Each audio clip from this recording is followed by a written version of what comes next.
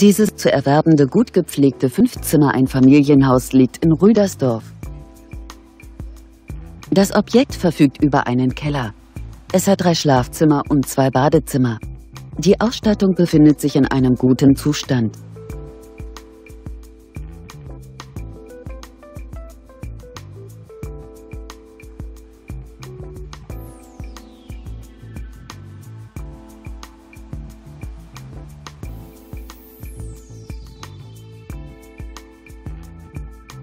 Auf einer Grundstücksfläche von ca. 600 Quadratmetern weist das Gebäude eine Wohnfläche von ca. 155 Quadratmetern auf.